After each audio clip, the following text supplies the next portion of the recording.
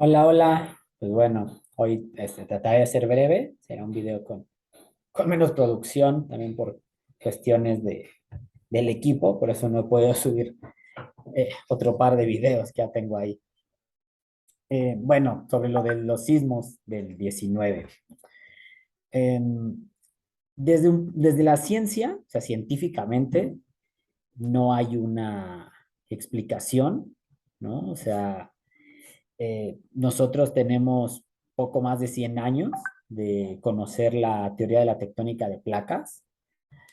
Este, y claro que nos faltan cosas por descubrir y saber, pero hasta donde nos explican, no hay este, pues un motivo, un por qué tiemble en esta fecha, es más que simple coincidencia. Además, los sismos han sido de lugares diferentes. Bueno, este y el del 85 ambos fueron de Michoacán, pero el de hace 5 años, el del 2017, se produjo, de hecho es lo que se llama un movimiento atípico, que es un movimiento que se da dentro de una gran placa tectónica, no en su margen, ¿no? Recuerden que el sismo del 17 vino desde cerca del Popo, los límites entre Morelos y el Estado de México.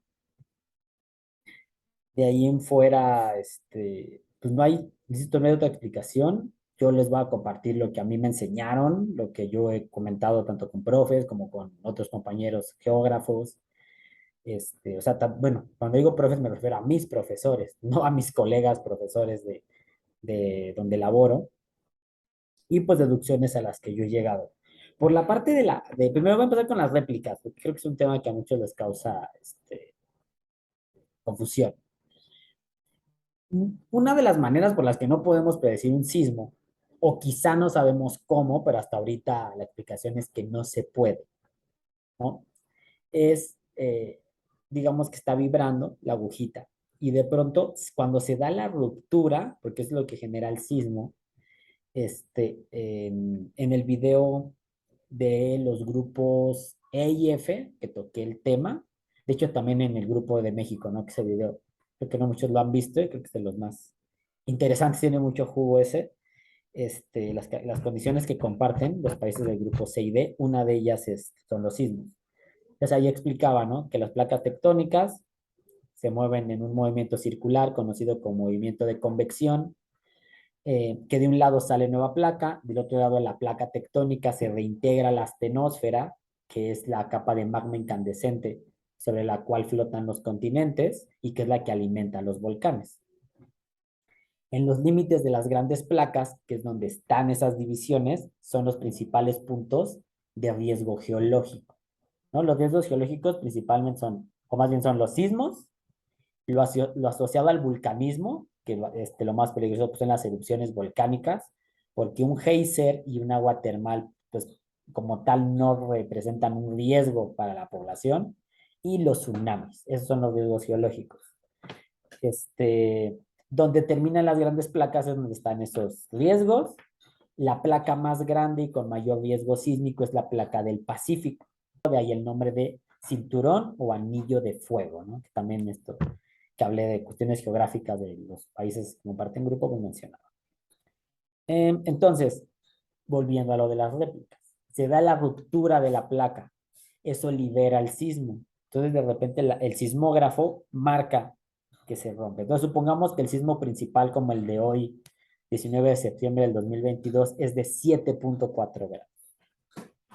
Lo demás es como coloquialmente nos decían de niños que se están reacomodando las placas, ¿no? ¿Qué es lo que pasa?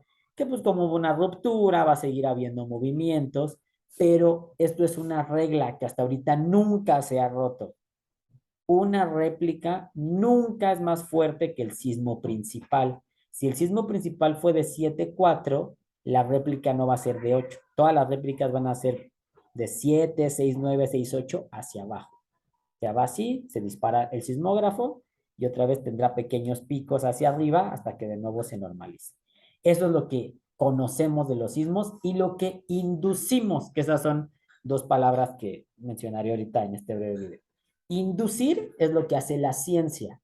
Tú haces una investigación, tienes tus datos, tienes tu cuestión cualitativa que obtienes a partir de esos datos, o sea, las cualidades de esos datos, y entonces presentas tu idea, tu hipótesis, ¿no? Ya en cuestiones muy avanzadas, pues podemos hablar de leyes científicas.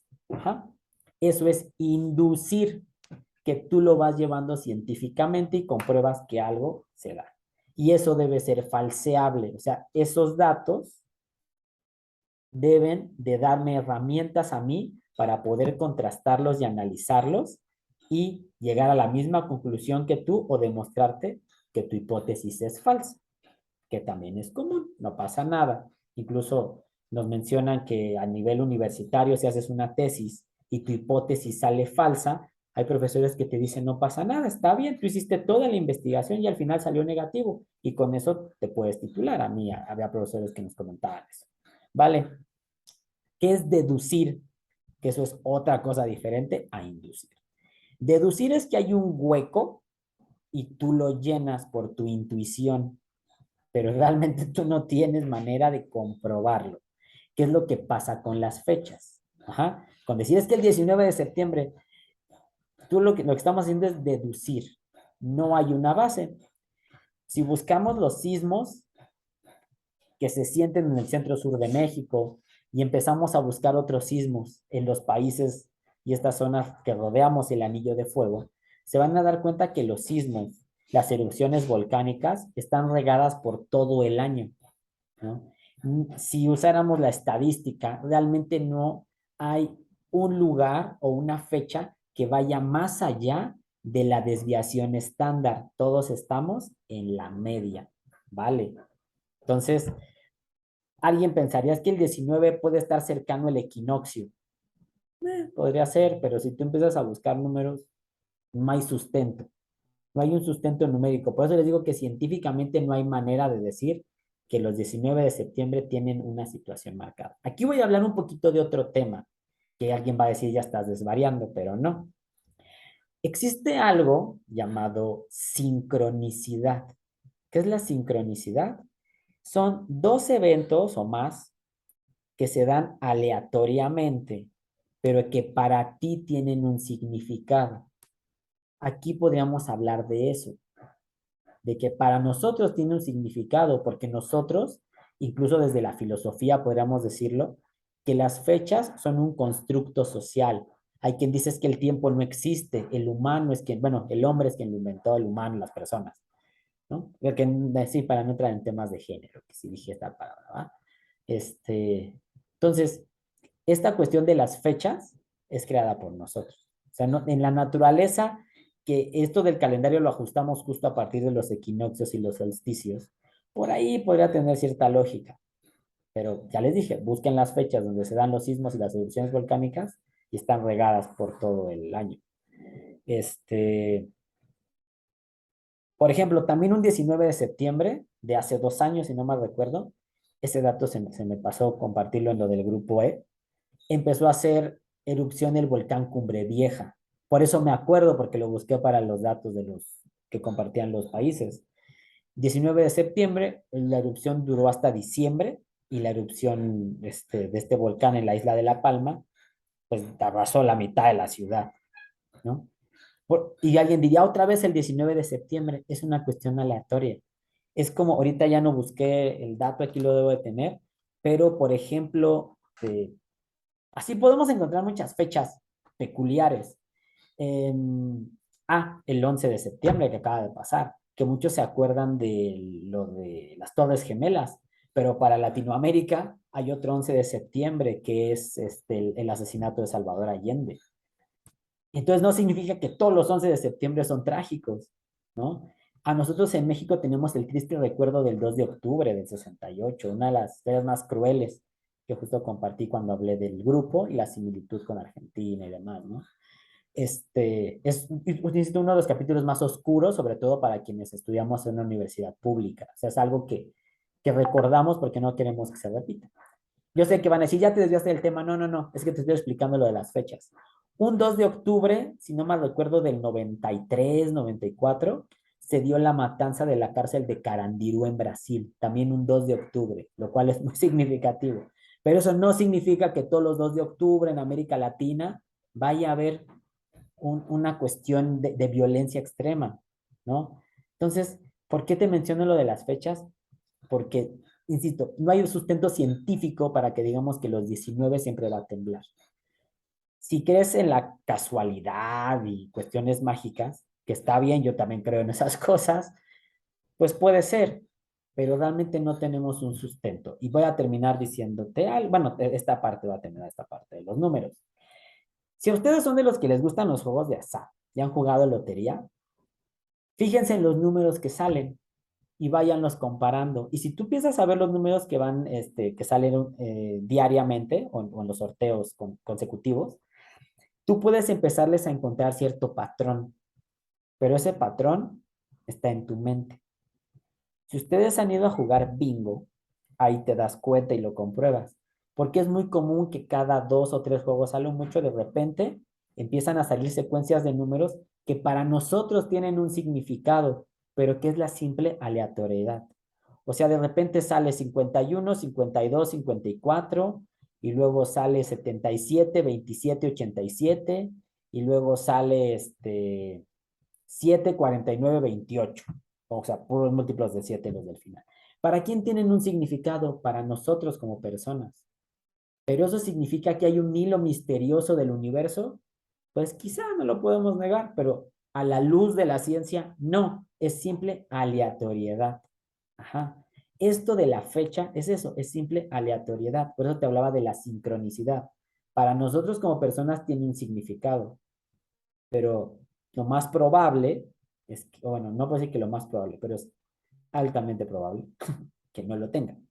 ¿Ah? Que simplemente sean coincidencias. Yo sé que desgraciadamente, ahora cada 19 de septiembre que haya hasta gente que se vaya a la Ciudad de México o lugares que no abran por este temor. Pero, insisto, a la luz de la inducción y de la investigación científica no tenemos un sustento para decir por qué. Alguien diría, es que entonces la ciencia no está tan avanzada como creen. Puede ser. Ahora, por eso abrí diciéndoles, tenemos poco más de 100 años de saber por qué tiembla, de tener este paradigma de la tectónica de placas. Es un paradigma porque es un modelo, una teoría científica que no se puede comprobar porque no podemos abrir la Tierra, ver las placas tectónicas y ver cómo se mueven. Por eso es un paradigma, no lo podemos comprobar. ¿Va? Y ahora, para cerrar, les iba a explicar cómo es que se da un sismo, porque también yo sé que es algo que muchos se exaltan, ¿no? Les voy a explicar a partir de lo que a mí me enseñaron, de lo que, insisto, he comentado con colegas geógrafos, con mis profesores, y pues igual análisis y cuestiones dialogadas y a las cuales yo he llegado. Bueno, primero, está el epicentro. El epicentro es el lugar de donde surge el sismo, el lugar de la superficie terrestre. ¿Ah? Debajo está el segundo punto, que es el foco.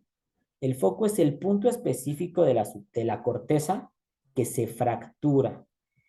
La mayoría de los sismos, no todos, pero la mayoría, o sea, el 50+1 al menos, se generan porque una placa oceánica subduce bajo una placa continental, como en el caso de México. La placa de Cocos pasa por debajo, o sea, subduce bajo la placa norteamericana. En Sudamérica, nuestros hermanos sudamericanos lo sufren porque la placa de Nazca subduce bajo la placa sudamericana.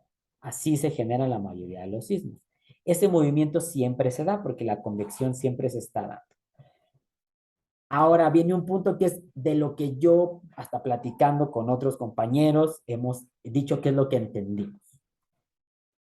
Porque siempre te dicen que diario tiembla, sobre todo los países que vivimos cerca del cinturón de fuego lo sabemos. Diario hay movimientos telúricos, pero ¿qué es lo que genera un sismo fuerte? Entendemos que es cuando una gran parte de la placa se fractura. ¿Okay? Voy a explicar de una manera un poco burda. No es lo mismo que yo haga esto con un dedo a que yo haga esto con los 4 dedos. Obviamente aquí estoy infligiendo más fuerza que aquí. Es lo que se entiende, insisto, no hay manera de abrir la Tierra y verlo. Lo ven los geólogos, en geografía están los geomorfólogos, están los geofísicos, en algunas universidades existe esta carrera de ciencias de la Tierra, que es diferente a geofísica. Los geógrafos, que no nos metemos quizá tanto muchos en ese tema, pero lo comprendemos, ¿va? Eso es lo que sabemos. Se rompe una gran parte de la placa. Por eso, cuando hay un lugar que es de una región de riesgo sísmico, donde pasan muchos años sin que tiemble, se prende como el foquito rojo de decir, de ahí puede venir un sismo. Y aquí les menciono otro debate interno. ¿Es bueno o es malo que tiemble mucho? Quienes defienden que es malo, que son los que ahorita van a salir a decir, hay que tener mucho cuidado porque puede haber un sismo muy intenso y se va a acabar, ok. Eso yo diría que es más deducción que inducción, porque a la luz de los hechos estamos los que creemos que es bueno que tiemble mucho y de baja intensidad, porque eso genera justo que la placa tectónica se vaya quebrando poco a poco y no se quiebre o se fracture de un solo golpe y sea lo que genere un sismo intenso. ¿Por qué digo a la luz de los hechos? Porque hemos tenido, digo yo desde hace 14 años que entré a geografía, pues he estado viendo estos temas. Y me ha tocado ver al menos en 3 ocasiones que dicen, no, es que si ya tembló en la brecha de Guerrero, tenemos que estar porque es inminente un sismo muy intenso. Ese sismo nunca llegó. Alguien puede decir, hoy el del 17 no salió de Guerrero, ni de Michoacán, como el de hoy. El del 17 se generó, ya dijimos, entre Puebla y Morelos, un movimiento llamado atípico dentro de la placa norteamericana. ¿Va? Entonces, por eso, algunos sostenemos que es bueno que tiemble mucho. Es lo que sostenemos, no estoy diciendo que sea la verdad, y hay otros especialistas que conocen más del tema, pero del interior de la Tierra, como no podemos entrar, no tenemos materiales, no podemos hacer un hoyo, no podemos arrancarle un pedazo a la Tierra, pues a partir de los descubrimientos que hemos ido haciendo es que se van dando las explicaciones, ¿va? Entonces, recapitulando, está el epicentro, está el foco, está la cantidad de placa que se fractura. Si el foco, que es el punto de de la corteza terrestre, está cercano a la superficie y cercano al continente, va a ser un sismo que se sienta con mayor intensidad, porque va a tener que recorrer menos camino. Y eso tiene que ver que también pues, va a llegar antes la onda. Ahora, está el tema de cómo se activa la alerta sísmica. A grandes rasgos, se genera la fractura. Una primera boya detecta el movimiento. Si una segunda boya detecta también el movimiento, se activa la alerta sísmica. Así es como funciona. Por eso se habla de que si el foco es muy cercano, tienes 40 segundos para evacuar. Si el foco es lejano, tienes poquito más de un minuto para evacuar. Por eso también hoy que estuvimos viendo esa parte, pero sobre todo en escuelas, que a veces dicen es que en esta zona lo sugerido por Protección Civil es repliegue, pero quizá en el simulacro observamos que en un minuto sí se logra evacuar. Pero bueno, ya ese es otro tema. Otra situación que es el movimiento dominante. Esto a mí me lo explicaron desde que yo iba en la carrera, que se me ha olvidado decirles que los geólogos, varios geólogos que trabajan en el Instituto de Geofísica de la UNAM, en el Centro Nacional de Prevención de Desastres, CENAPRED, te dicen, nadie puede predecir un sismo. Quien te diga eso te está mintiendo. Nadie lo puede prevenir. No lo sabemos.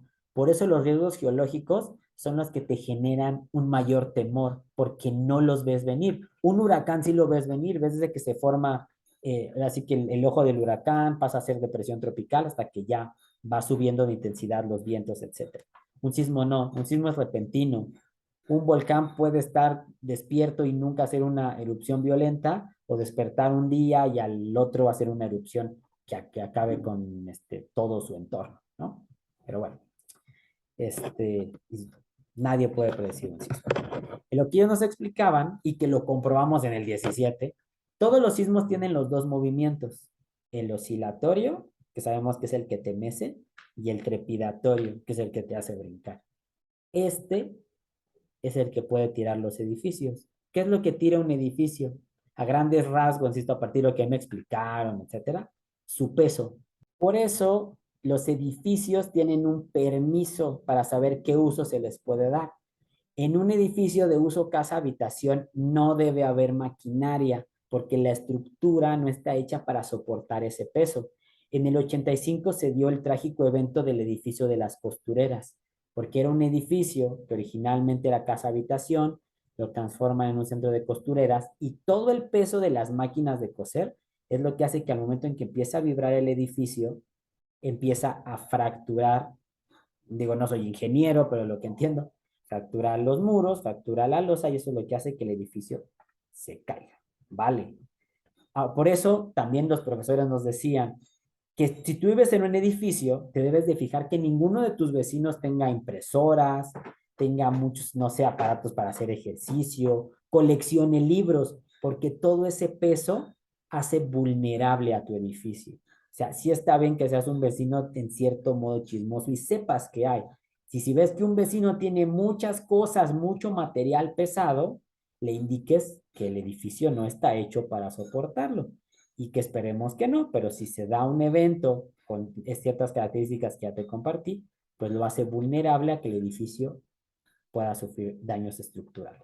Entonces, en los movimientos sabemos que el dañino es el trepidatorio. Esto se combina con otra cosa, el tiempo. Un sismo que dura más de medio minuto se vuelve peligroso, ¿no? Eso es otro factor. Si el sismo dura 20, 30 segundos, no pasa nada. O bueno, es difícil que pase.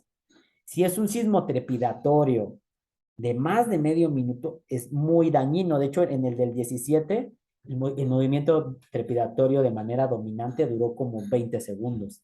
Y tristemente, pues sabemos lo que causó en la ciudad, en partes de la ciudad. Lo de la cantidad de placa que se fractura, lo relacionamos con la intensidad, ¿no? Es lo que entendemos de que ahí sale la intensidad del sismo.